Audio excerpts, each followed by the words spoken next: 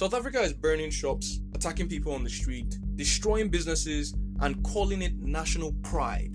But here's the part that should disturb you. The majority of the country agrees with it. At least it looks that way. And that's exactly the problem. Today, we're talking about why the loudest voice in the room isn't always the right one. And why what's happening in South Africa right now is a warning for every country on this continent.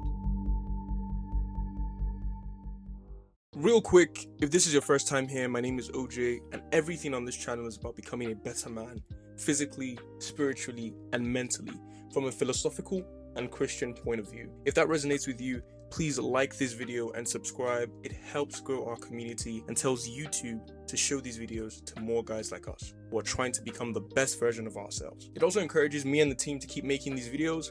This year, we're trying to hit 1,000 subscribers. I hope you'll be one of them. Now let's get back to the video.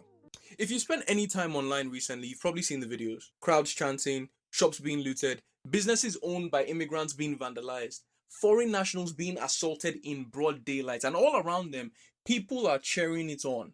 The mood is unmistakable. You can't miss this even if you tried to. South Africans are angry, they are united, and they genuinely believe they are fighting for their country.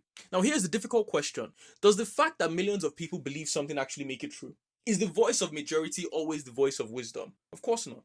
History is full of moments where the majority got it spectacularly wrong. There were times where the majority believed slavery was justified. There were times where the majority believes colonialism was justified. There were times when segregation was defended as common sense. The popularity of an idea has never been proof of its morality because people don't simply inherit truths. Sometimes they inherit fears. Sometimes they inherit prejudice. Sometimes they inherit broken value systems that become so normal, nobody even questions them anymore.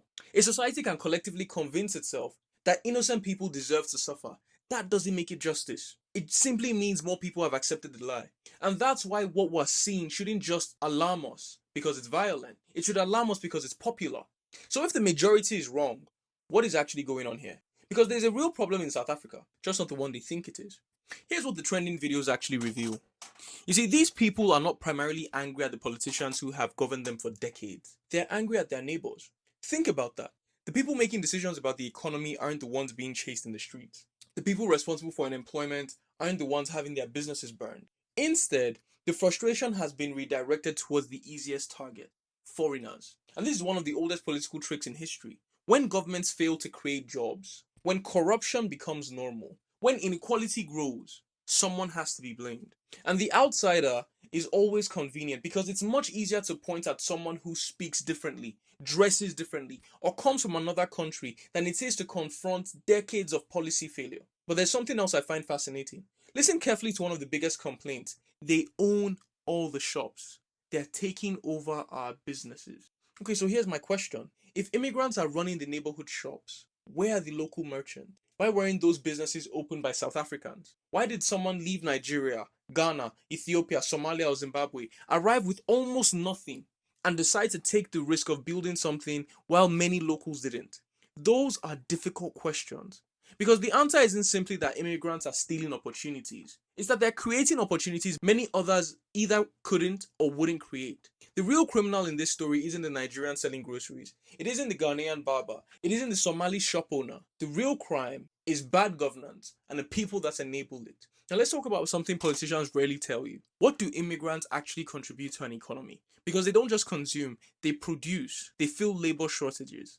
They start businesses. They create supply chains. They employ people. They bring new skills. And perhaps most importantly, they compete. Competition makes economies stronger. Most immigrants don't arrive expecting handouts. They arrive because they're desperate for an opportunity to build a better life. They leave behind families, familiarity. They leave behind their home, not because it's easy, but because they believe hard work will give them a chance. That determination often translates into entrepreneurship. Now, what happens when you remove those businesses overnight?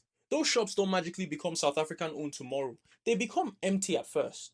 Workers are going to lose their jobs. They're going to have high unemployment rates. Suppliers lose customers. Neighborhoods lose access to goods. Investment dries up and economic activity slows down. What you do by forcing out immigrants is that you destroy productive businesses and you destroy wealth. And history has shown us this over and over again.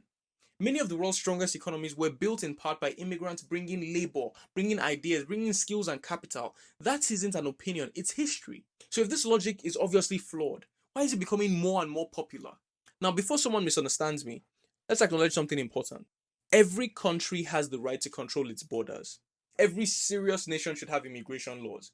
Every government should know who enters its country and under what conditions. That's not controversial.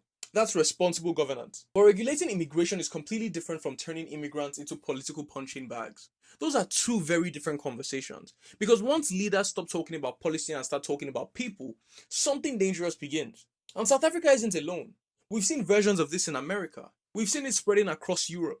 Whenever economies struggle, whenever living costs rise, whenever unemployment grows, someone eventually says it's the foreigners.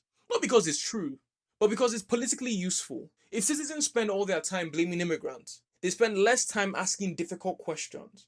Questions about corruption, about mismanagement, about the incentives that they set for the government. Questions about why promises were never fulfilled. Blaming foreigners is often a distraction. It's a convenient lie, a political tool used by weak governments to avoid accountability and used by weak people to avoid responsibility. But that's not enough. Let me show you what this actually costs South Africa. For a moment, I want you to stop thinking like a citizen. Think like an investor. Imagine you have millions of dollars. Would you invest in a country where a mob can destroy your business overnight and the government either can't stop it or won't stop it? Probably not. And that's exactly what investors around the world are thinking. Capital hates uncertainty. Businesses avoid instability. And this is not what we need in the continent of Africa. We don't need this chaos. We need more cohesion.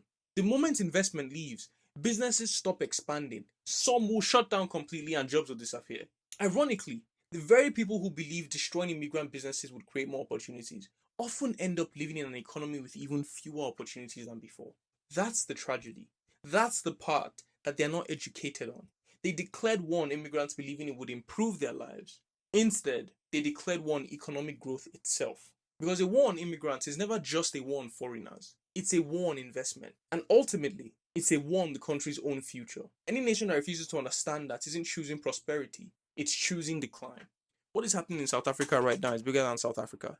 This is a pattern, and if we are not paying attention, it is coming from more countries on this continent. So I want to know what you think. Do you believe the South African government is responsible for what we are seeing? Or do you think the anger towards foreigners is actually justified?